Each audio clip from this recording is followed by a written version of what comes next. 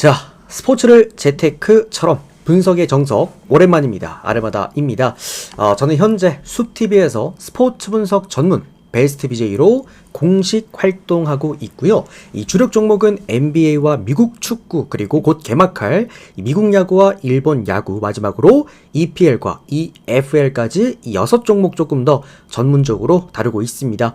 제가 기록한 통산 연승 기록들로는 이 방송 데뷔한 첫 해 이렇게 화살표 따라서 화면 보시면 됩니다. 총 3회, 그리고 작년에 총 4회를 기록하게 되면서 단 이제 2년 만에 총 이렇게 10연승 이상 두 자릿수 연승수 7번을 또 기록해주게 되었고요. 제가 항상 이제 표기해드리는 연승 공식입니다. 두 조합 가져가서 이제 한 조합이라도 수익이 났을 때 연승을 이어가고 있다라는 거 말씀을 드리겠고요. 뭐 어쨌든 첫 해 3번, 그리고 이제 두 번째 해에 4번을 기록해줬으니 올해도 5번 한번 노려보면서 저와 함께 이렇게 기록들 만들어가면서 조금은 건설적으로 배팅해보실 분들 아래 카카오톡 아이디 친구 추가하시고 연락 주시거나 우리 또 숲TV 형님들은 패키지 맞춰서 후원하시면 될 것 같습니다. 마지막으로 이 아르마다 스포츠 분석 채널에서는 그 어떠한 형태의 사설 사이트 홍보를 금지하고 있으며 반드시 합법 배트맨 프로토를 기준으로만 분석하고 있다라는 점 강조드리면서 2월 7일 오늘 NBA 첫 경기부터 또 프리뷰 시작해보도록 하겠습니다. 오늘 첫 번째 샬럿과 샌 안토니오 경기부터 한번 보도록 하겠습니다. 라인업 띄워드리겠습니다.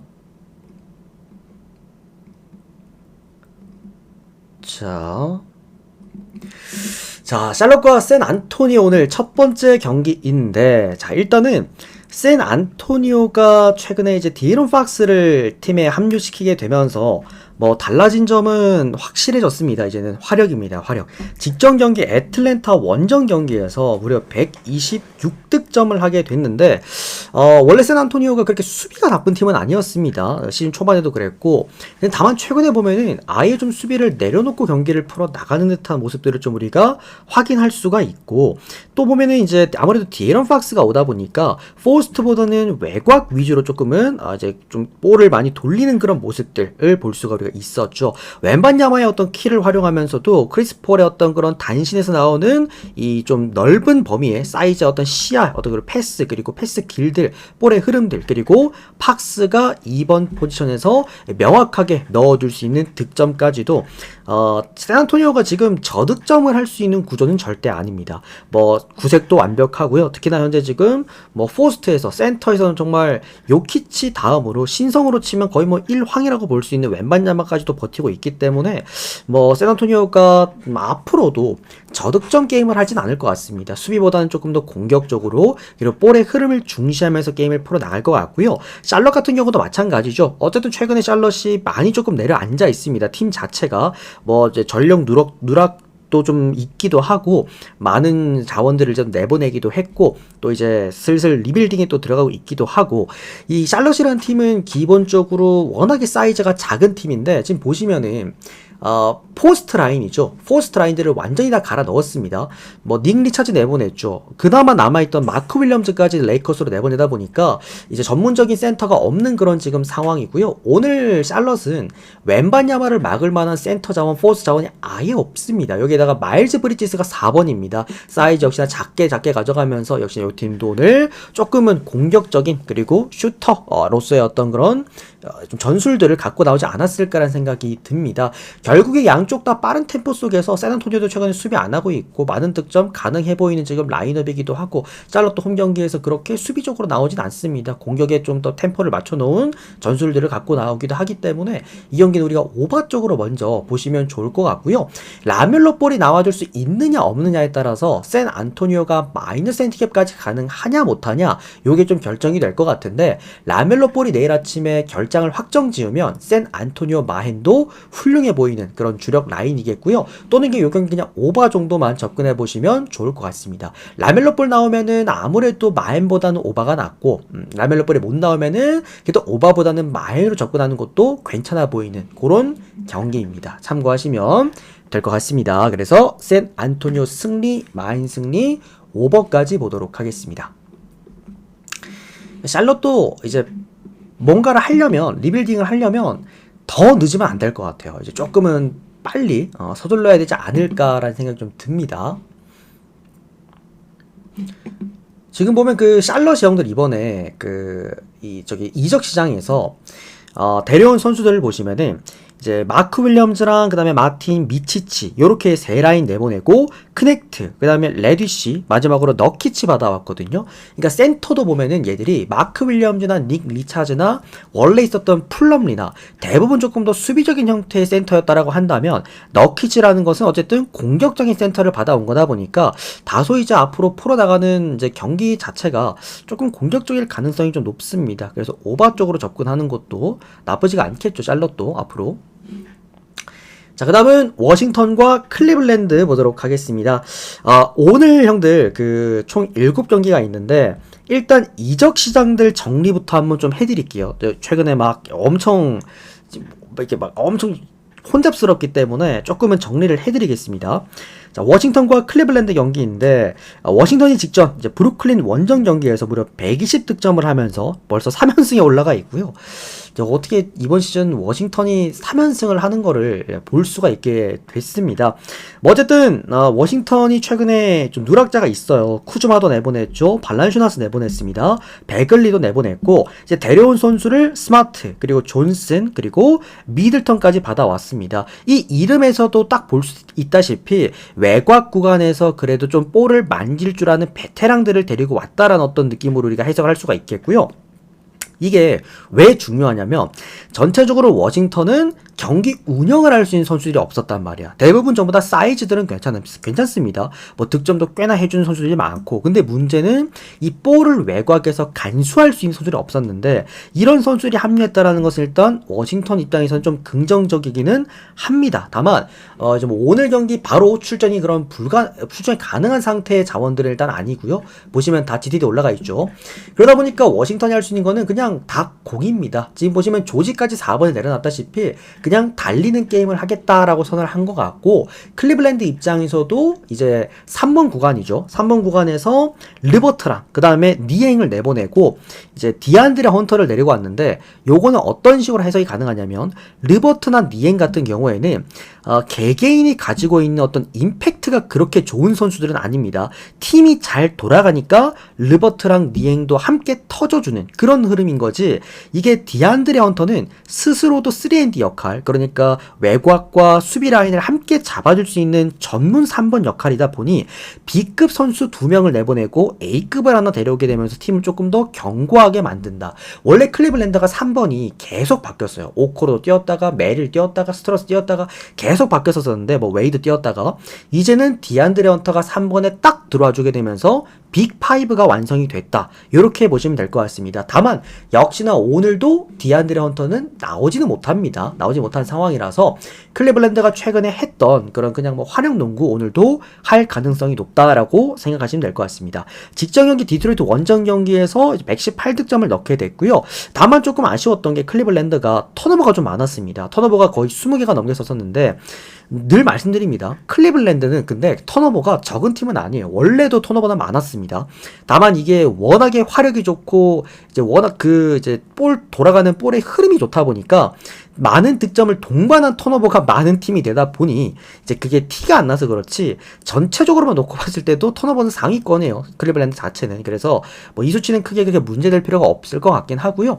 워싱턴도 달리는 게임일 거고 클리블랜드도 달리는 게임일 겁니다. 오바 쪽으로 접근 한번 해보시면서 핸디캡이 좀 많이 크긴 해요. 17.5점대이긴 합니다만 이번 시즌 보시면은 뉴욕 닉스, 오클라호마 그리고 클리블랜드까지 사실 이 정도 뭐 핸디캡을 많이 받았다고 해가지고 이게 부담스러운 팀들은 아닙니다. 클리블랜드도 충분히 뭐 130, 140득점까지 해버리는 팀이기 때문에 뭐 그런 부분까지 좀 고려해 보았을 때 저는 그냥 클리블랜드 마헨을 보는 게 맞지 않나라는 생각이 드네요. 클리블랜드 승에다가 마헨 승을 같이 좀 보도록 하겠습니다. 클리블 승, 마헨 오바까지 볼게요.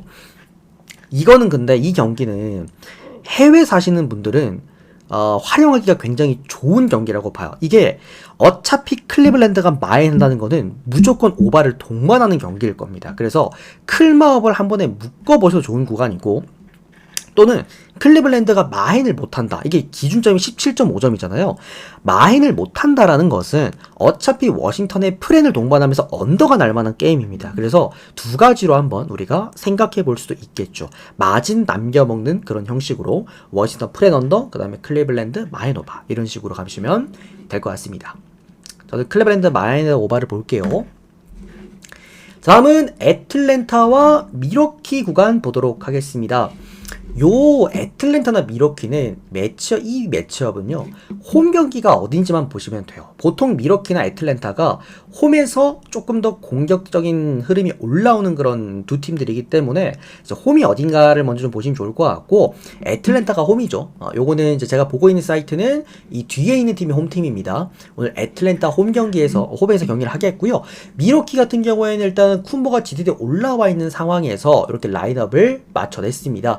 그러니까 애틀랜타 입장에서는 이제 헌터를 내보내고, 그래도 조금은 이제 A급을 내보내고 B급 2명을 받으면서 뭐랄까요, 좀 평균적으로 득점할 수 있는 그 구조를 넓혔다라고 보시면 좋을 것 같고, 사실 애틀랜타 입장에서도 이제는 뭐 이 팀이 뭐 우승을 바라는 팀도 아니고, 그러다 보니까 어느 정도 뭔가 팀의 사이즈를 조금 더 키우려고 하는 그런 모습들이 보여집니다. 옛날에는 형들 그런 게 있었어. 진짜 막 옛날 우리 형들 세대 때 농구 때는 에이스 선수 한 명이 있느냐 없느냐에 따라서 팀의 이 덩치가 커졌는데, 요즘에는 이 팀이 득점을 얼마나 할 수 있느냐에 따라서 덩치가 커진다라고 해요. 마켓이 좀 커진다라고 합니다. 그러다 보니까 아마 애틀랜타도 이제 후반기부터는 아마 조금은 공격적인 형태로 게임을 풀어나가지 않을까. 디안드레 헌터가 없기 때문에 사실 수비가 되진 않을 겁니다. 이제 포스트 라인에서. 그러다 보니 애틀랜타에게 좀 공격적인 부분 우리가 기대해 볼 수가 있겠고요. 미러키 입장에서는 워낙 외곽 수비가 안 되는 팀이다 보니까 오늘 좀 많이 부담스러울 겁니다.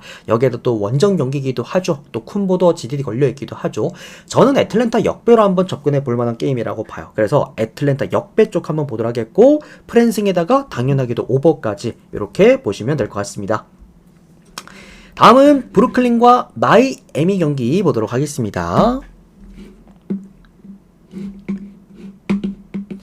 오늘 뭐 어려운 거 없으시죠? 제가 최대한 프리뷰는 좀 쉽게 하려고 노력을 많이 하기는 하는데, 혹시나 형들 들으시다가 프리뷰가 나 조금 이해 안 된다 싶으신 거 있으시면은 메모해 놓다가 이따 제가 질문 시간 드릴 테니까 그 질문 시간에 저한테 말씀해 주시면 제가 한 번 더 풀어 드릴게요. 아시겠죠? 그래서 최대한 쉽게 설명해 드리려고 노력을 많이 하고 있긴 합니다. 자, 디트로이트랑 필라델피아 경기입니다. 진짜 디트로이트라는 팀은요, 영입을 잘하는 것 같기는 해요. 그죠? 영입을 잘하는 것 같기는 한데, 잠깐만, 디트로이트가 아니구나. 죄송합니다. 마이애미랑 브루클린 경기. 이따 디트 얘기 좀 해드릴게요. 디트 또 하고 싶은 말이 많아가지고. 자, 브루클린이랑 이제 마이애미 구간인데, 만약에 이게 마이애미가 홈 경기였다라고 한다면 아예 이 결과값이 다 바뀌었을 겁니다. 마이애미 쪽에다가 오바를 봤을 텐데, 이게 브루클린이 홈 경기다 보니까 우리가 조금은 다르게 생각을 해야 될 것 같아요. 일단 브루클린이 직전 경기 워싱턴에게 또 패배를 당하게 되면서 일단 연승이 끊기기는 했습니다. 캠 존슨이 돌아왔죠. 캠 존슨이 드디어 돌아왔고, 어느 정도 이제 하나둘씩 들어오고 있는 모습에다가 2번 포지션 지금 키온 존슨, 얘가 이제 캠 토마스가 빠지면서 조금 기회를 받고 있는 선수인데 잘 크고 있습니다. 뭐 직전 경기도 얘가 야투율 50% 이상 그리고 25득점 했고요. 지금 두 경기 연속 잘해주고 있습니다. 그런 부분들 고려해 보았을 때 브루클린이 지금 득점력이 나쁘다라고 보기는 어렵습니다. 캠 존슨도 돌아왔기 때문에. 그래서 어느 정도 브루클린의 가장 큰 문제였던 득점력에 대한 부분이 오늘 그래도 조금은 지워질 수 있을 거라고 좀 놓고 보고요. 마이애미가 원정 경기 때 늘 말씀드리죠. 문제점으로 갖고 있는 게 외곽에서의 기복입니다. 못하진 않아요. 못하진 않는데 이게 원정 경기에서는 잘하는 경기와 못하는 경기가 조금 확실하게 구분이 되어 있다. 이렇게 보시면 될 것 같고, 버틀러가 빠지게 되면서 뱀 아데바요를 4번으로 올리고 웨어를 5번에 두게 되면서 조금 더 공격적인 형태로 팀을 꾸렸기 때문에 수비에 대한 문제점도 노출하기 좀 쉬워 보이는 그런 라인업이기도 하죠. 아마 조금은 달리는 흐름 속에서 브루클린이 아무래도 홈 경기다 보니까 조금은 더 견고한 어떤 수비력들, 뭐 추가적으로 그래도 브루클린 최근에 득점력에 있어서 그렇게 크게 문제를 일으키고 있지 않다라는 것들 생각해 보았을 때, 저는 이 경기 브루클린 프랜승 보도록 하겠고요. 솔직히 역배까지는 안 보였던 경기긴 했는데 이게 마이애미 일반승 배당이 너무 짜요. 1.2배 원정 마이애미에다가 1.2배를 줬다? 안 가져갑니다. 차라리 브루클린 역배를 물고 뒤지는 게 낫다 라는 점에서 브루클린 역배 그리고 프랜승에다가 언더바는 일단 언더 보도록 할게요. 왜냐면 원정 마이애미고 또 브루클린이기 때문에 많은 뭔가 뭐랄까 엄청 많은 득점을 막 기대하기에는 어려운 그런 매치업은 아닐까 싶습니다. 브루클린 역배 프렌 언더까지 보도록 하겠습니다. 6번이랑 또 폴더조 5번 갈리는 차이가 있나요? 배당차. 그런 건 아니고요. 그 좋아 보이는 순위 같은 경우에는 4순위까지가 좀 굉장히 중요합니다. 5순위부터 6순위까지는 사실 추가 주력의 어떤 그런 느낌이기 때문에 좀 더 본인과 4대 맞는 걸로 가져가셔도 돼요. 큰 차이 없습니다. 5순위, 6순위는 진짜 거의 뭐 큰 차이 없어요. 자, 다음은 필라델피아와 디트로이트 보도록 하겠습니다. 저거 브루클린이랑 마이애미도 이적 시장 정리 한번 해드릴 걸 그랬나? 자, 일단은 디트로이트랑 필라델피아 볼게요. 아까 제가 이제 얘기하려다가 말았던 건데, 이제 디트로이트가 이제 영입을 또 했습니다. 일단은 다각 트레이드였죠. 다각 트레이드로 인해서 이제 워터스 데리고 왔고요. 그리고 리차드슨 데리고 왔고요. 그리고 슈레더 데리고 왔습니다. 원래 지금 디트로이트 감독이 이제 비커스텝 감독인데, 비커스텝 감독이 원래 외곽을 이렇게까지 중시했던 감독은 아니었어요. 이제 클리블랜드의 수비 클리블랜드를 이끌었던 감독이었거든요. 이 비커스텝 감독이 지난 시즌까지 굉장히 포스트 라인을 중요시하는 감독인데, 이번 시즌에 영입하는 걸 보면 지금 다 데리고 온 자원들도 보면은 뭐 팀 하주 아니면은 뭐 해리스 그다음에 뭐 말릭 비즐리 다 외곽 자원들의 베테랑 자원들이고, 특히나 이번에 데리고 온 리차드슨이나 린디 워터스 뭐 슈레더를 놓고 봤을 때도 뭐 젊은 외곽 자원 한 명과 그리고 조금 더 슈터로서의 자원 하나, 그다음에 외곽에서 리딩해줄 수 있는 리딩 가드 하나, 뭐 이런 식으로 데리고 왔단 말이지. 그야말로 약간 디트로이트가 어떤 느낌이냐면 예전에 약간 짭 골스 같은 그런 느낌입니다. 전반적으로 뭐 슈터들도 굉장히 많은데 베테랑 자원들과 신구 조화가 좀 조화롭고요. 다만 그 반대로 포스트는 굉장히 약화되어 있는 뭐 그런 팀이 좀 되었다라고 보시면 좋을 것 같아요. 그러니까 디트로이트 형들 지금 이 라인업으로 못하는 게 더 이상합니다. 뎁스가 거의 더블 라인업급입니다. 그래서 뭐 디트로이트의 지금 강점은 역시나 이제 뎁스가 될 수가 있겠고, 뭐 전반적으로도 뭐 득점이 그렇게 떨어지지도 않고 그렇다고 뭐 수비를 그렇게 못하는 팀도 아니기도 합니다. 직접 경기 보시면은 클리블랜드 상대로도 나름 비비는 모습을 보여주기도 했고, 그러니까 팀 자체가 또 홈 경기에서 좀 더 성과를 내는 그런 팀이기도 하고요. 그런 부분들은 맞기는 합니다. 다만 이제 문제는 아까도 말씀드렸다시피 이게 포스트가 좀 많이 약화가 되어 있다 보니까 상대 팀이 포스트 위주로 게임을 풀어나가는 팀이라고 한다면 이게 전력이 노출될 수밖에 없는데, 오늘 필라델피아가 딱 그런 느낌이죠. 조엘 엠비드가 뛸 수 있는 경기이기 때문에 포스트 라인 어쨌든 간에 듀렌 하나로만 조금은 부족하다라고 좀 생각이 들고요. 폴 저지와 그리고 맥시가 모두 나올 수 있는 엠조 맥이 모두 출전 가능한 필라델피아라고 놓고 봤을 때, 제가 작년 12월 말에 필라델피아라는 팀을 굉장히 높게 형들한테 평가를 한번 해드린 적이 있습니다. 저는 이번에도 이 정도의 풀 라인업이라고 한다면 필라델피아가 못할 가능성은 현저히 떨어진다라고 생각을 합니다. 이제 그런 부분을 고려해 보았을 때 저는 필라델피아 쪽 보도록 하겠습니다. 그리고 마헨슨까지 보도록 하겠고요. 언더바가 살짝은 애매하긴 했습니다. 어쨌든 필라델피아가 수비를 함께 겸비하면서 포스트 라인으로 들어갈지, 아니면 아예 엠조맥의 템포를 앞세워서 디트로이트랑 같이 달리는 게임을 할지, 이게 좀 헷갈리긴 했는데, 그래도 뭐 팀이 디트로이트고 최근에 어떤 영입하는 과정들을 놓고 봤을 때 비커스텝 감독이 수비보단 조금 더 공격적인 것에다 포커스를 맞춰냈겠구나 라는 걸 좀 고려해 보았을 때는 요거는 오버를 보는 게 맞겠다. 결론은 필라델피아 승리와 마헨 승리와 오버까지 이렇게 보도록 하겠습니다. 다음 경기 오클라호마랑 토론토 보도록 하겠습니다. 잠시만 여러분들. 오케이 됐다. 연홍 연장 가가지고 삼성이 졌습니다. 그래요? 그러니까 이게 하나은행이 제이론을 상대하기 어떻게 보면은 전력적으로는 수월한 팀이긴 했어요. 자, 다음은 오클라호마랑 토론토입니다. 아, 소노가 아쉽네, 그지? 거기서 하나만 성과를 좀 건져줬었어도 마수거를 했었을 텐데. 자, 오클라호마랑 토론토 경기입니다. 뭐 분석이 필요 없는 경기라고 생각이 듭니다. 뭐 어쨌든 반스가 뛸 수 있지만 여기 말고 볼 게 있겠습니까? 지금 오클라호마란 팀은요, 오늘 오클라호마가 받은 그 마이너스 핸디캡이 18.5점대입니다. 이제 어떤 분들은 그렇게 생각할 수 있어요. 토론토가 뭐 정말 최근에 보면은 나름 화력도 잘 보여줬고 은근히 프랜싱도 잘하는 팀이기도 하고, 그러다 보니 토론토한테 아무리 그래도 18.5를 주는 건 너무 과한 게 아니냐라고 볼 수 있겠습니다만, 오클라호마가 이 받는 마이너스 핸디캡에 대한 기준점은요, 의미가 없습니다. 이거는, 그러니까 이거는 뭐라 그래야 될까?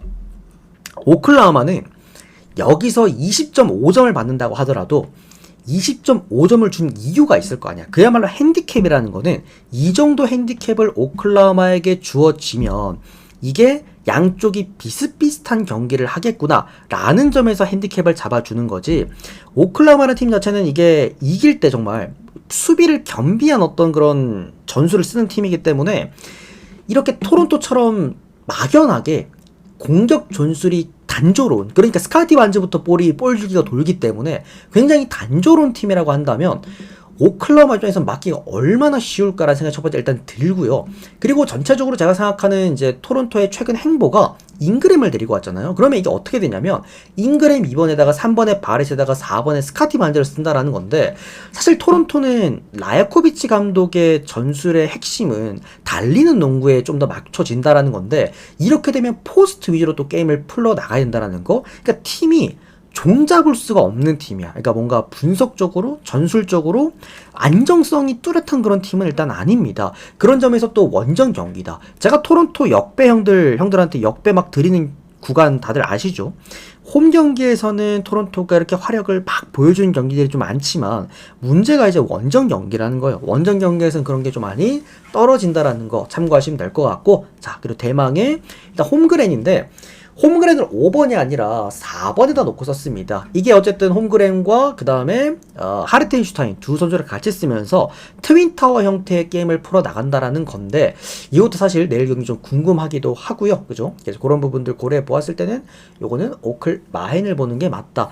뭐 오클라호마는 기준점을 얼마를 잡아준다고 하더라도 그냥 오즈가 거기 맞춰서 잘 줬겠지라고 생각을 합니다. 그래서 딱히 뭐 이것저것 재지 않고 마인선을 보는 게 맞지 않을까라는 좀 생각이 들고요. 언더오바 저는 언더 보도록 하겠습니다. 왜? 트윈타워를 일단 세웠잖아. 그리고 기준점이 너무 높기도 하고, 이게 많은 분들 생각보다 홈그레인 들어오면은 형들 입장에서는 야, 많은 이제 득점을 동반하겠구나 라고 생각할 수 있겠습니다만, 홈그레인이 생각보다 볼을 잘 돌리는 선수이기도 합니다. 오클라호마는 이번 시즌 화력으로 먹고 사는 팀은 일단 아니에요. 자, 다음은 피닉스와 유타 보도록 하겠습니다. 요거 피닉스랑 유타 형들아, 진짜 뭐 이거는 공식입니다. 오버입니다. 오버. 왜 이거는 여태까지 늘 그래왔어요. 피닉스랑 유타는 얘들이 예전에 버러지 시절, 둘 다 버러지 시절에서도 유타가 예전에 그 막연히 완전한 언더팀일 때가 있었거든요. 지금 올랜도보다도 더 심각한 수비팀일 때가 있었는데, 이때 그 고베어 있을 때, 그때도 피닉스랑 유타도 만나면은 어쨌든 다득점을 동반한 게임을 했어. 그리고 피닉스 같은 경우에는 어쨌든 뭐 케빈 듀란트가 일단 걸려있기는 하지만, 케빈 듀란트와 브래들리 빌이 걸려있기는 하지만 뭐 갖고 있는 전술이 수비하는 전술은 일단 아니니까요. 이제 그런 부분들 고려하시면 될 것 같고, 유타 같은 경우에도 사실 클락슨, 섹스턴, 그러니까 1번 자원들 제외한다라고 한다면은 마크는 출전할 수 있고요. 여기에다가 뭐 캐슬러까지 역시나 뛸 수 있기 때문에 뭐 제가 생각했을 때는 이 경기 조금 더 공격적인 사이즈로 좀 풀어나갈 만한 그런 게임이 아닐까라는 생각이 듭니다. 그런 부분에서 경기와 저는 오늘 오바만 보도록 하겠고요. 그리고 유타 일반승과 피닉스 일반승과 유타 프랜승 보겠습니다. 그러니까 둘 중에 굳이 하나를 꼽아야 된다라고 한다면은 피닉스 쪽을 볼게요. 아무래도 피닉스가 홈 경기이기 때문에. 유타가 원정 경기는 뭐 잘합니다. 유타도 공격을 풀어나가는 거는 다양성이 있어. 근데 이게 턴오버가 좀 많기 때문에 그 부분이 조금은 마음에 걸리는 그런 부분이다 정도만 체크하시면 될 것 같네요. 다음은 맨체스터 유나이티드와 레스터 시티. 요건 이제 축구인데 어제는 리그컵 그리고 오늘은 FA컵입니다. 이렇게 참고 정도만 하시면 될 것 같습니다. 자, 맨유랑 레스터 시티인데 사실 원정 레스터 시티예요. 이게 뭐 홈과 원정의 차이를 가장 크게 최근에 보여주고 있는 이제 EPL 팀 중에 하나가 레스터 시티다 정도로만 우리가 보시면 될 것 같고요. 이제 문제는 맨체스터 유나이티드의 이제 수비 자원들이 좀 많이 빠졌죠. 이제 그런 부분에서 또 맨유도 어쨌든 이제 결정력에 대한 문제점을 갖고 있는 분명 팀이기도 하고요. 이제 그런 부분들 고려하시면 될 것 같고 최근에 이제 이 뭐랄까요 레스터 시티란 팀은 어떻게 도대체 1부에 올라온 건가? 이게 지금 레스터 시티 상대로만 한다면은 2부에 내려가도 상위권을 유지하기가 힘든 정도 수준이라고 좀 생각을 합니다. 최근 10경기만 놓고 봤을 때도 1승 1무 8패를 기록하고 있고 바로 직전 에버튼한테, 그러니까 에버튼도 사실 공격 창 자체가 날카로운 창은 아니죠. 굉장히 무뎌있는 창인데도 불구하고 4대0으로 또 패배를 당했습니다. 공격은 공격대로 안 되고 또 수비는 수비대로 안 되는 그런 모습들을 보여주고 있고요. 최근 9번의 경기만 놓고 봤을 때도 터진 골이 딱 3골밖에 없습니다. 뭐 전체적으로 바디가 최전방에 있긴 합니다만 너무나도 지금 늙어 있고 뭐 전체적으로 이제 측면 구간에 뭐 마비디 같은 경우나 아니면 엘 카누스 같은 경우에도 사실 더 이상 이제 EPL급 자원은 아니라고 좀 생각이 듭니다. 이제 뭐 여러 가지 뭐 부분에서 어제 리버풀과 막 토트넘급의 뭐 전력 차이가 많이 나는 경기는 아니다라고 볼 수는 있겠지만 그래도 뭐 맨체스터 유나이티드가 질 가능성 없어 보이고요. 요거는 뭐 맨유도 사실 그렇게 경기력이 좋은 게 아니기 때문에 일반승 배당만 조금 잘 떨어져줬어도 일반승을 가져가고 싶긴 했는데 일반승조차 똥배기 때문에 그냥 참고 정도만 하십시오. 나 진짜 축구 좋아하고 맨유 팬이다. 그냥 마이너스 핸디캡 접근하시고요. 나는 무잡이다. 무농사 짓는 거 좋아한다. 맨유 hen무로 한번 보시면 될 것 같습니다. 그렇게 그러니까 질 것 같은 경기는 일단 아닙니다. 그래서 뭐 똥배긴 하지만 난 똥배도 괜찮다. 맨유 일반승 들고 가십시오. 그렇게 접근하면 되겠습니다. 이게 3.5점이기 때문에 언더오바는 이게 3.5가 오바가 나려면 어제 리버풀은 제가 스코어까지 맞췄잖아요. 4대0까지. 그러니까 혼자서 오바를 낼 수도 있는 그런 사이즈인데 문제가 오늘 경기는 레스터가 한 골을 꼭 넣어줘야 됩니다. 근데 최근에 레스터의 그 공격이 너무나도 무리했기 때문에 저는 오바 보는 거는 조금 조심하시는 게 맞다라는 생각이 듭니다. 네, 이렇게까지 분석하고 일단 유튜브 영상 올려드리고 형들이랑 가볍게 전체표 보여드리면서 소통 좀 하고 마무리하도록 하겠습니다. 우리 유튜브 형님들도 도움되셨다면 좋아요 한 번씩만 눌러주시고요. 좋아요, 구독 눌러주시고 데이터 필요하신 분들은 카카오톡 아이디로 연락주시면 되겠습니다.